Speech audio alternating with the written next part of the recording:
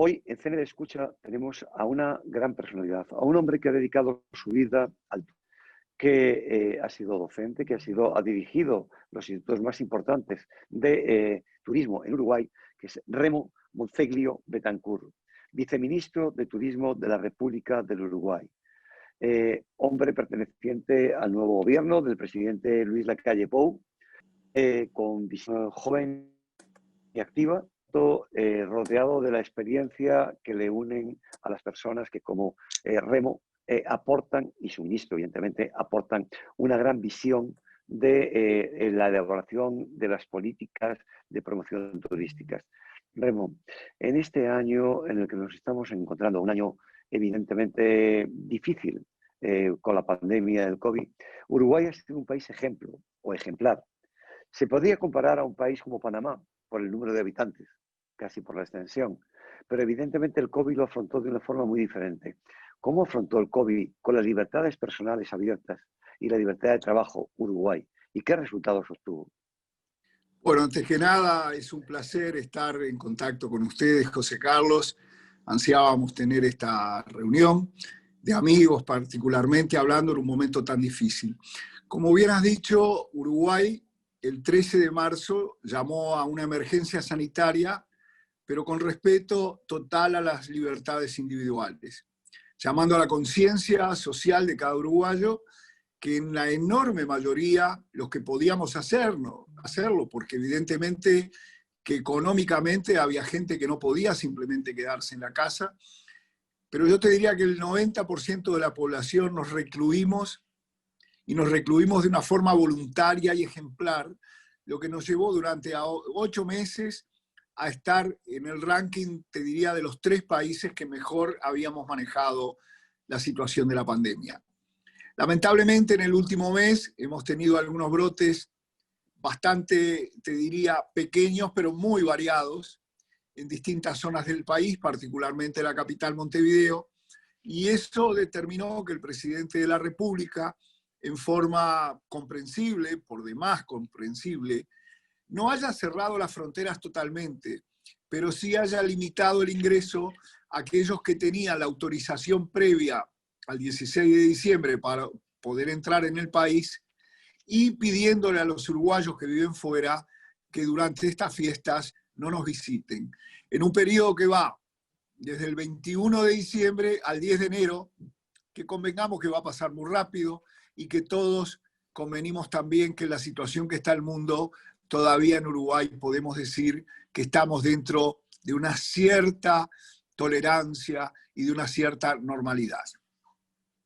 Uruguay tiene una política sanitaria muy especial y ha creado diferentes puestos, ya que están ustedes en verano y tienen la posibilidad, evidentemente, de tener ese buen tiempo, porque claro, hay que explicar a nuestros televidentes que hay un detalle importante. El Cono Sur tiene cambiado el verano y el invierno, mientras por aquí en Europa estamos pelándonos de frío, o en el norte de América están pelándose de frío, ustedes están disfrutando del calorcito del verano.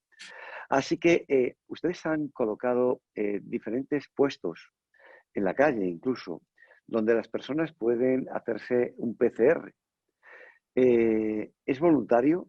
¿Y qué coste tiene? Bueno, hay que ser claro en esto. En materia de costes, cuando es porque se debe a que la persona tuvo algún contacto con alguien que sufre de coronavirus, en ese momento no hay coste alguno. Sin embargo, si uno por motu propio quiere hacerlo, o en el caso de los que están afuera, ingresar al país, se pide un PCR negativo con un máximo de 72 horas que tiene un coste aproximado a los 60 a 70 euros. Pero eso es cuando uno lo quiere hacer porque simplemente tiene dudas. Cuando tiene los síntomas, recurre a la sociedad médica y la sociedad médica se hace cargo y después se lo cobra al gobierno. Bueno, eso es muy interesante porque siempre es un apoyo preventivo que evidentemente apoya a que no haya más contagios o a que la gente pueda ser atendida con tiempo suficiente.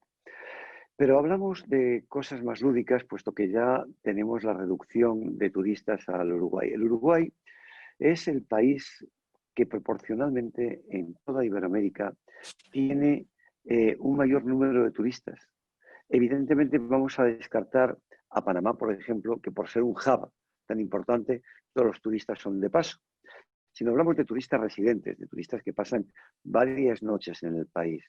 Uruguay es un ejemplo para ello y tiene dos monstruos a su lado. Los monstruos que tiene son, evidentemente, el primero Argentina y el segundo Brasil. ¿Qué es lo que prefieren los argentinos y los brasileños para este cambio, para este trabajo? Sucede que con Argentina tenemos vínculos de todo tipo, históricos, culturales. Prácticamente somos dos pueblos parecidos, gemelos diría yo, en donde la cercanía también con la ciudad de Buenos Aires hace que, sobre todo las costas uruguayas, las costas sobre el Océano Atlántico, particularmente Punta del Este, y una ciudad que fue inspirada en la Côte d'Azur francesa y que tú amas profundamente, lo sé, como es Piriápolis, marca un punto alto que hace que los argentinos vengan verano a verano en forma masiva. Y eso es lo que justamente hemos tenido, muy a pesar nuestro, que tomar medidas en esta temporada estival, porque evidentemente no podríamos sustentar la atención médica para toda esa gente que viene en verano. Y también hemos tenido entre el 21 de diciembre y el 10 de enero que también pedirle a los uruguayos que viven en el este que no vengan en esas fechas. Pero seguramente después del 10 de enero y todavía queda verano poder vivirse, capaz que podemos lograr de alguna manera naturalizar un poquito más esta situación y que los uruguayos, menos los uruguayos del exterior, como pasó hasta el 20 de diciembre, puedan ir a visitar sus familias. Yo creo que hay un tema importantísimo en ello, ¿no? Porque creo que el Uruguay tiene dos ventajas fundamentales. La primera es que por ser un pequeño país, es un país que se puede recorrer con bastante facilidad. La segunda es que pasas desde unas maravillosas aguas termales hasta unas playas espectaculares. Y eso hace que el país sea diverso, sin contar con la historia. Pero háblenos sobre algo que para mí y para ustedes no me le dan la fuerza que a mí me gustaría. Hábleme de Piriápolis, los templarios y ese hotel que tienen ustedes, que iba a ser el hotel de el turismo más excelso a lo largo de los 100 años pasados. Cuéntenos sobre ello. Bueno, te estás refiriendo al Hotel Argentino, nada menos. Fíjate qué nombre, en la Rambla de los Argentinos, en la ciudad de Piriápolis, una ciudad costera, un balneario que fue inspirado obviamente en la costa francesa, en la época de la Belle Époque, justamente, por un visionario que era Piria, de ahí el nombre de Piriápolis, que era un aventurero, un soñador, un loco de estos que son los que hacen las grandes obras, porque de otra manera las personas comunes, normales y corrientes, como es mi caso, nunca podríamos pensar, ni siquiera imaginar obras de esa envergadura.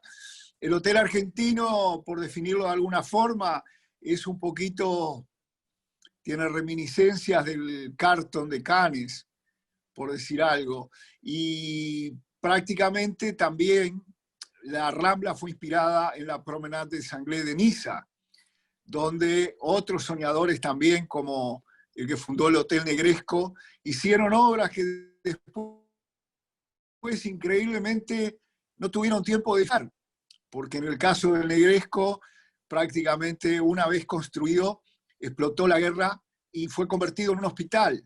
Y en el caso de Piriápolis fue algo muy parecido, porque realmente Piria pudo muy poquito disfrutar de todo aquello que hizo, pero dejó para los uruguayos ese emblema de la hotelería nacional y una cantidad de otras cosas, como el castillo de Piria, está muy cerca también de allí de la costa, y es un patrimonio que tenemos y que los europeos sobre todo disfrutan mucho porque saben de lo que se trata, volver a esas cosas que acá reprodujimos en el Nuevo Mundo, pero pensando en la Europa madre que realmente nos legó esas cosas maravillosas.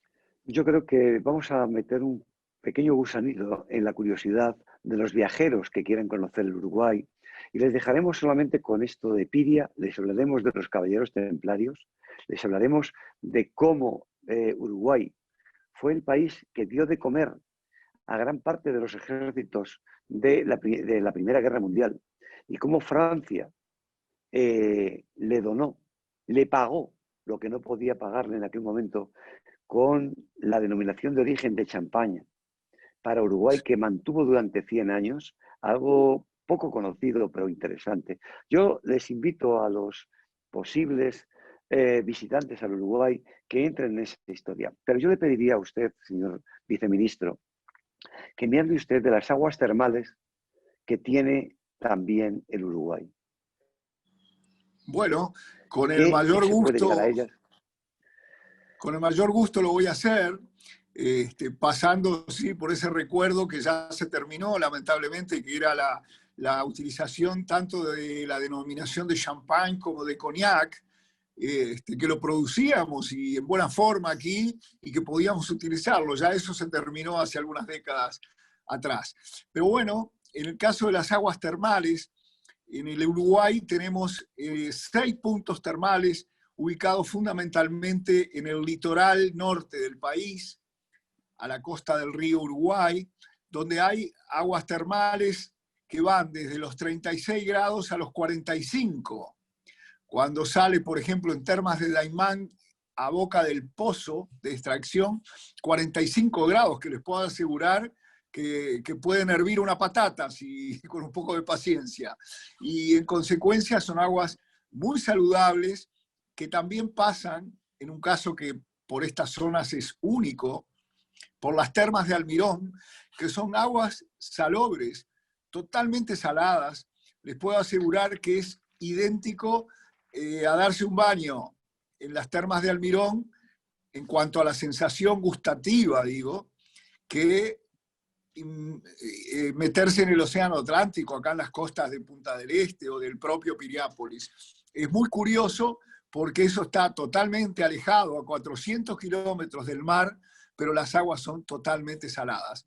Esas aguas termales también nos ponen en una situación casi única en la región y les diría que también en el mundo, porque atravesando la pandemia se decía que no se podían abrir los centros termales porque iban a ser centros de contagio. Sin embargo, después de 6 meses que abrimos los centros termales, no se ha reportado un solo contagio de COVID-19 en toda esa zona que es bastante extensa, que como decía incluye 6 puntos turísticos y cuyos departamentos, que son de Paysandú y Salto, son los que menos casos de COVID-19 han reportado en el Uruguay.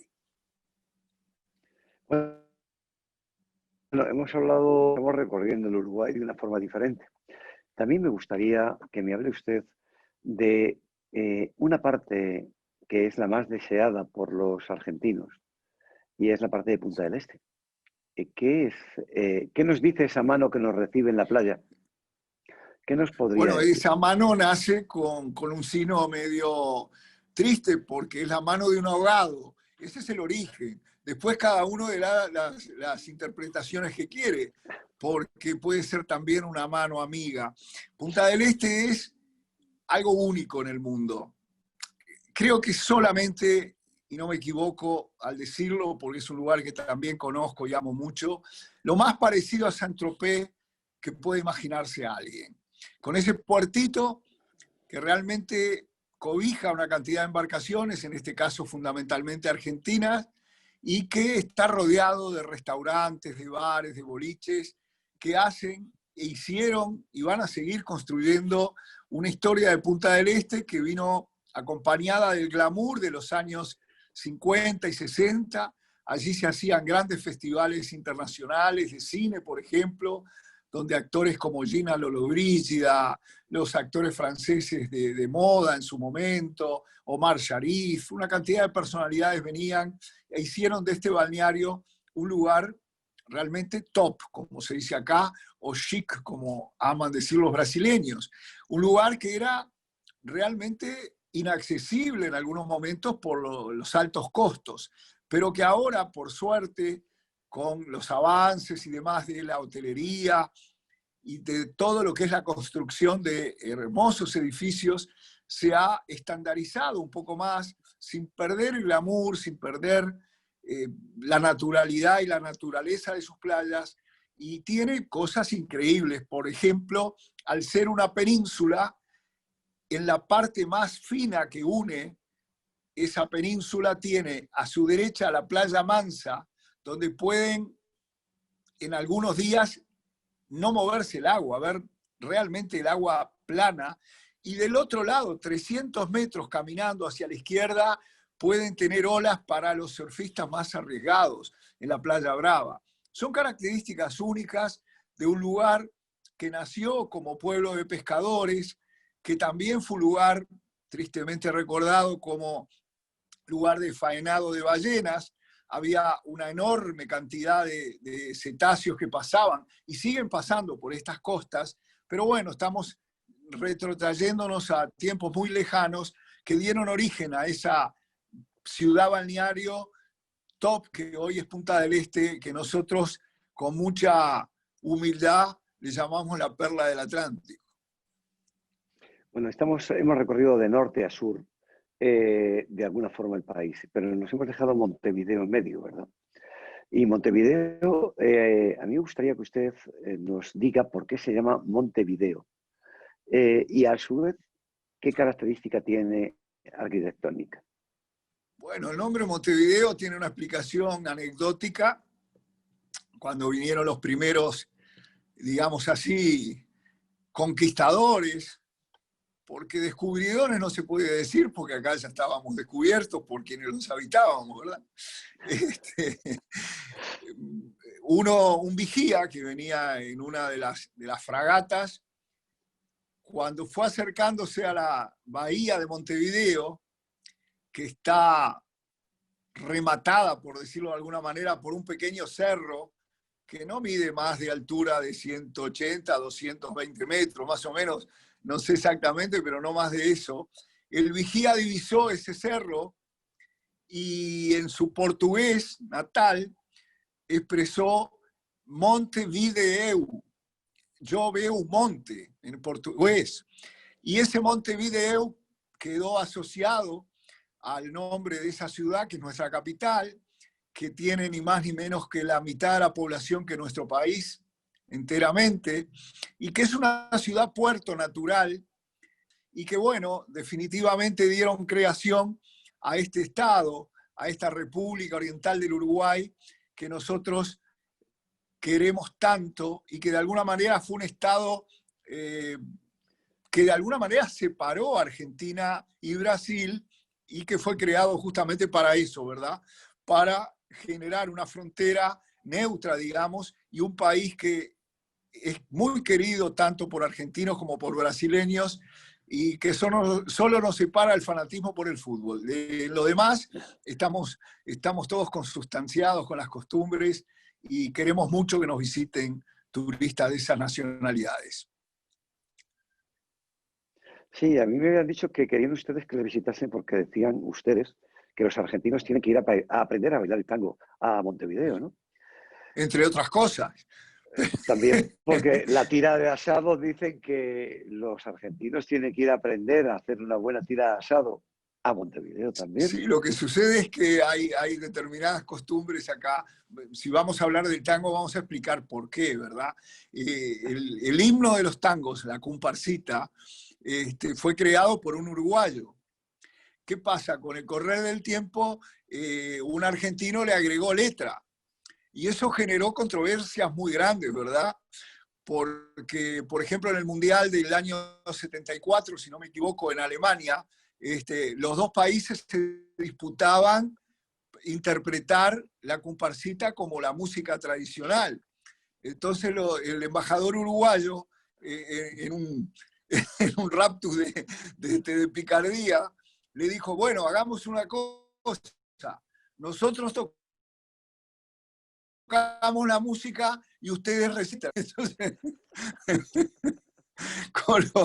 con lo cual, realmente, obviamente íbamos a salir ganando. Pero bueno, estas disputas son típicas de de un país pequeño que es orgulloso de las cosas que tiene. Como bien decías tú, la tira de asado es tradicional acá, comerla en el mercado del puerto, justamente, donde hay una cantidad de restaurantes típicos, parrilladas, como le llamamos nosotros, y donde esperamos siempre a la diversidad de turistas que algunos vienen ya conociendo, como los argentinos que vienen año a año, pero otros como los norteamericanos, donde tenemos que explicarles las cosas que se sirven en esas parrillas y no siempre es fácil hacerlo y menos fácil de entender. Es fácil entender que una persona que habla con esa pasión de su país, como es usted, es un hombre enamorado de la gastronomía también. En este caso me toca una función, un CN de escucha, pertenece al grupo Excelencias, a un grupo editorial, pero yo tengo un hobby, tengo un amor, y es la gastronomía. Y como vicepresidente de la Academia Iberoamericana de Gastronomía, tengo también el honor de comunicar a través de esta conferencia y de comunicarle que próximamente habrá una academia de gastronomía al estilo de la Academia de las Ciencias o de la Academia de la Lengua o de la Música o de las Artes, no como escuela, y que se va a constituir próximamente y que ustedes estarán informados de ello. Pero hablando de esto y hablando de usted, hablando de esta posibilidad que podrían tener de entrar en la liga también de las grandes academias de gastronomía del mundo, que a usted en la gastronomía de Uruguay, que no sea enseñarles a los argentinos a hacer tira, sino díganos qué podemos comer en Uruguay que no se pueda comer en Argentina, que sea tradicional uruguayo. Bueno, sería muy, muy difícil poder decirlo. Como define un ex socio mío, nosotros dirigimos y creamos lo que hoy es la Alta Academia de Gastronomía del Uruguay. Este ex socio es un chef reconocido, una persona sumamente versada en todo lo que es la gastronomía uruguaya. Él la define como un melting pot, como una mezcla justamente de distintas culturas. Nosotros somos un pueblo prácticamente en un 99% constituido de inmigrantes y por lo tanto nos fuimos nutriendo de lo mejor de la gastronomía italiana, española, en algún caso francesa también, pero fundamentalmente española e italiana. Y es así que las pastas caseras acá son un clásico. Hasta hace pocos años prácticamente todas las familias usaban fabricar su propia pasta para los domingos. Ahora ya eso se ha perdido un poco. Se encuentran obviamente platos que hemos incorporado también, como en lo que me es particular mi plato preferido, que es la paella. Acá se ha generalizado mucho.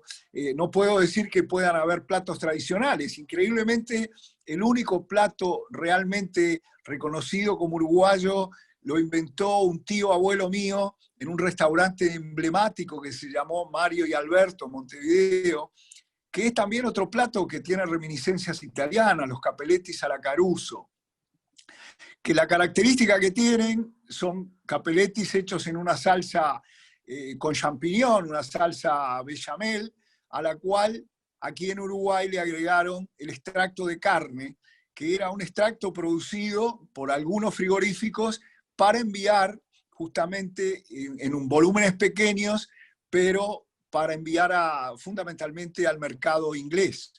Y eso que tiene un sabor realmente muy, muy potente, le da la característica a ese plato.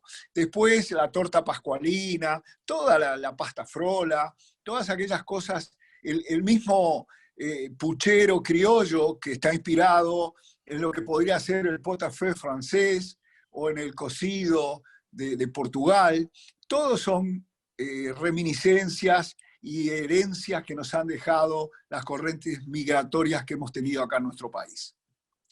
Bueno, yo con esto aprovecho también para invitarle a que presenten un plato, un plato tradicional uruguayo y que lo rieguen o lo acompañen mejor con una buena bebida. No tiene por qué ser un alcohol, no tiene por qué ser un vino, sino la bebida que ustedes utilizarían con más pasión en su comida tradicional. Y que esto nos lo entreguen en la Academia Iberoamericana de Gastronomía para poderlo presentar en el Madrid 2021, que es como se tiene que llamar ya, el que no pudo ser 2020, donde toda Iberoamérica estará reflejada en la capital de la cultura de gastronomía de Iberoamérica, que será Madrid en este próximo año. Les invito a que esto en estas próximas semanas, por favor, nos haga llegar ese plato. Y le diría algo más. Hemos hablado de la gastronomía, hemos hablado de la cultura, pero dentro de la cultura, ¿cómo establece usted la arquitectura como uno de los valores de Uruguay? Explíquenoslo. Bueno, de alguna manera también ahí grandes, pero muy grandes arquitectos europeos vinieron a construir en Montevideo obras emblemáticas. Obras como el Palacio Legislativo, por ejemplo, que es donde funciona el Parlamento uruguayo, tanto senadores como diputados, donde he tenido el orgullo también de pasar como diputado suplente, alternativo, pero que configuró para mí un gran honor en mi vida, que está construido todo con mármoles italianos y que realmente es una obra de arte, y le diría que sería, para mi gusto, la obra arquitectónica emblema de nuestro país. Y después, tantos otros, como las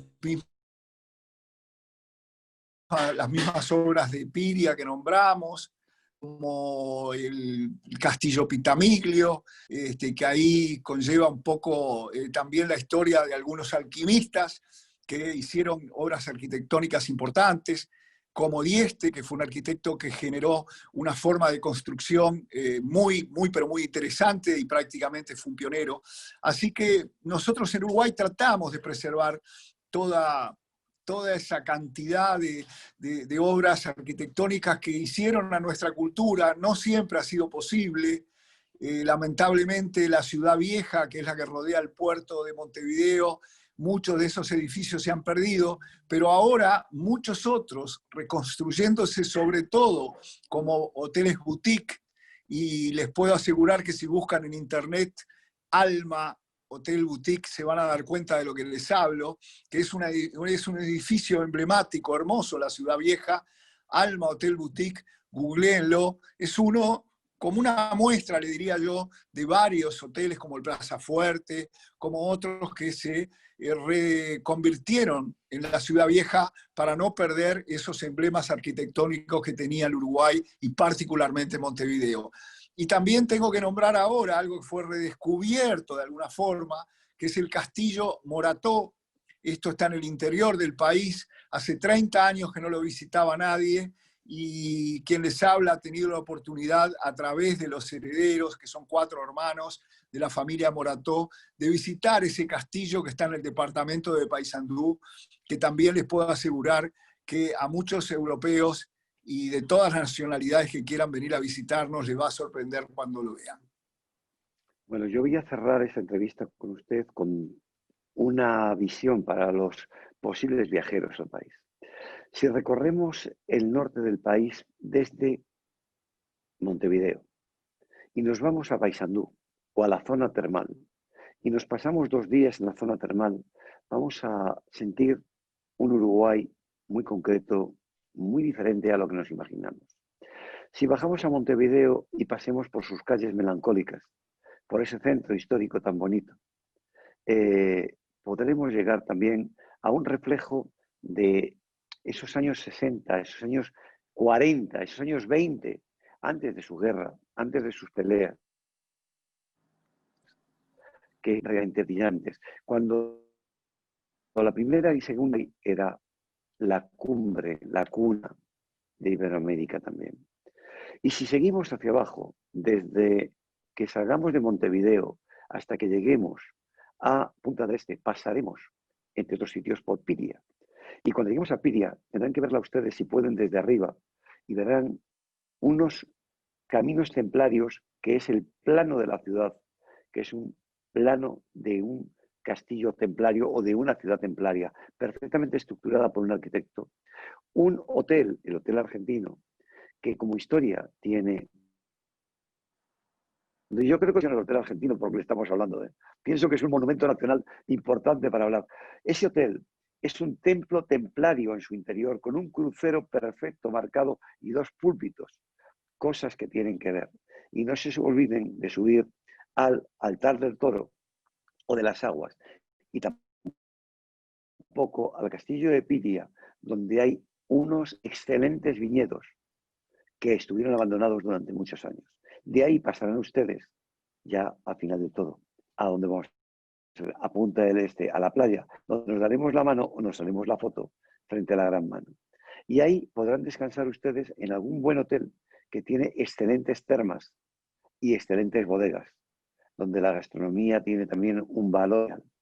Por lo tanto, este cierre que yo le he hecho a usted, quisiera que usted lo coronase con algo, porque esto es mi amor por ese pequeño país que es grande en el corazón.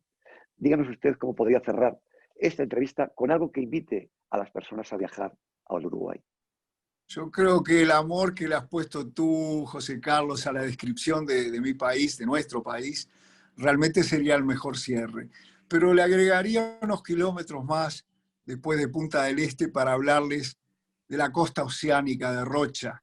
Rocha es el departamento, te diría que es la joya escondida del Uruguay, es como una gema realmente que nosotros estamos tratando de darle mucho valor ahora, con dos lugares que son hermosísimos. Tiene muchos lugares hermosos, pero yo te definiría dos, que uno es el Cabo Polonio, donde hay un faro allí justamente, que es un pueblo que está totalmente viviendo como hace 200 años. En la mayoría de los casos sin luz eléctrica, donde internet la usan muy poquitos, porque ahí justamente la gente va a desenchufarse, a impregnarse del yodo de las aguas del Océano Atlántico, y es un lugar único, pero realmente único, donde salís a caminar por esas costas y te encontrás con lobos marinos, te encontrás con todo tipo de fauna y de flora que realmente es única en esta parte del país. Y el otro, Punta del Diablo, que es también un lugar hermoso, con una bahía muy, pero muy bonita, con aguas transparentes, con casas de pescadores y también con una cantidad de, te diría, cabañas, que es muy hermoso visitar. Sumado a eso, hay un balneario también de cabañas hechas sobre pilotes de madera y La Pedrera, que es un lugar donde transcurrí mis primeras vacaciones cuando era muy pequeño. La Pedrera también es un lugar que mezcla las rocas contra un descampado de playa inigualable. Rocha te diría que sería el cierre ideal para esta entrevista, que para mí ha sido un placer, porque no han sido otra cosa en estos momentos que poder abrazarte aquí en mi país y poder mostrarte un poco de lo que tú ya conoces para que me expliques tú todo lo que sabes y yo poder mostrarte algunas de las cosas que son pocas, que todavía seguramente a ti te faltan ver. Así que un gran abrazo y muchísimas gracias por esta deferencia que me has hecho. Gracias, Remo, por estas palabras y este tiempo que nos has dedicado, que aunque los televidentes no lo vean ni los internautas tampoco lo puedan ver igual, sé que nos ha permitido conocernos un poco más, hablar mucho más tiempo del que está en cámara y de esa forma tener un lazo que seguramente nos unirá en un futuro. Así que espero ir próximamente por vuestro país, a ver si dejamos esta pandemia a un lado, y voy a inaugurar la Academia Uruguaya de Gastronomía en nombre de mi presidente Rafael Ansón Olías. Un abrazo muy fuerte. Abrazo muy fuerte y espero que esa promesa se cumpla lo antes posible. Un gran abrazo a todos. Nos veremos en Fitur. Chao.